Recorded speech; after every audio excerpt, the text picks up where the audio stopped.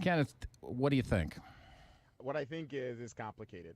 I think and the president's right. It is a narrow path, and at this point, the president and the GOP leadership in the Senate, they just don't have the votes.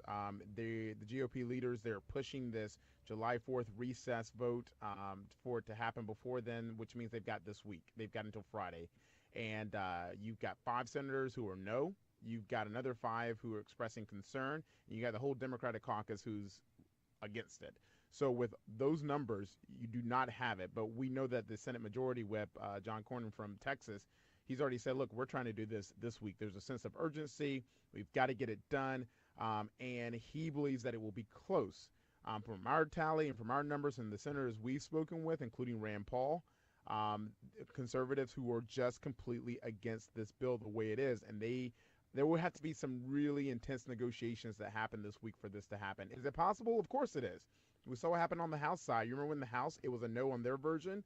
They got it passed. So at this point, we'll see. And the president, we're being told that he is a key player in trying to sway those senators. He was tweeting over the weekend, trying to sway them over as well, saying he believes that these fine Republican senators will not allow the American people to suffer under Obamacare any longer. So at this point, the president trying to sway those folks, but we'll see.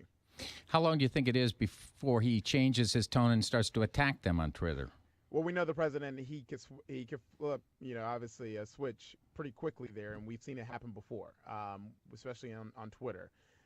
When it comes to these negotiations, I think it might take some time. I think this will have to crash and burn horribly for the president to attack those Republican senators. At this point, he needs them, especially because today that CBO score comes out, that analysis from the Nonpartisan Congressional Budget Office, which tells us how many Americans could lose their insurance. Will the premiums go up? How much will taxpayers really pay for this new Senate GOP healthcare plan? And it could really complicate things because if the numbers are horrible, if they're bad, you're going to see those moderates really step away from this even more. What's the hurry, Ken? Truly, we have to get it done by Friday, according to Mitch McConnell. Why? So the hurry is the fact that the insurance companies, they need to know. They need to know what's happening with Obamacare. They need to know what's happening with the House plan, the Senate plan. Is Capitol Hill going to move on this? We've been trying to nail this down, but we understand there's a deadline sometime this fall, maybe in August or September, where insurance companies have this hard deadline. They need to know what's happening to really stabilize the markets. And so even the Senate GOP plan has money in there to stabilize the markets, to try to help bring premiums down. It's all a little complicated with the numbers, but the point is insurance companies that are in these marketplace exchanges with Obamacare, we've heard about them pulling out in certain states where people only have one option. They need to know what's going on to stabilize the markets. Switching to other issues that were brought up on the Sunday morning shows, everyone was out there speaking. The president was also out there talking about Obama's actions or inactions as it related to the Russia meddling in the elections. Yeah, he really went after the Obama administration and his predecessor there in tweets, saying that if the administration knew, quote, far in advance of November 8th about election meddling by Russia, why didn't they do anything about it?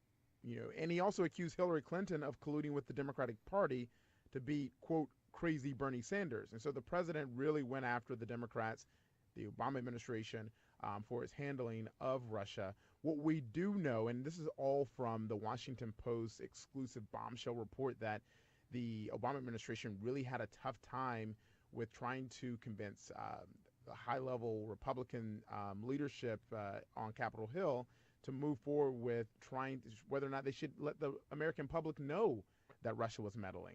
We knew that President Obama obviously spoke to President Vladimir Putin in Russia saying, cut it out.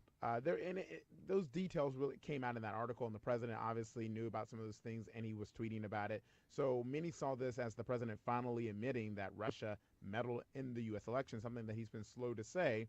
But the administration over the weekend really, went hard against the Obama administration, because especially there was one line where a senior Obama administration official said that he felt that the president choked when it came to handling Russia meddling.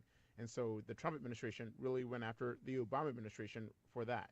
At the same time, though, Kellyanne Conway was on over the weekend accusing CNN of being in collaboration with this whole I think I can't remember the word she used. She didn't think much of the Russia investigation. Right, and that's been the talking points from this administration is really to discredit any type of investigation into Russia, saying their point of concern is obviously any allegations of collusion between the Trump campaign and Russia. Right. So that's why you've got them going hard against that. And but there are many Republicans on Capitol Hill who are concerned that the fact that the president has not gone hard against when it comes to sanctions, against the talk against Russia when it comes to Russia election meddling.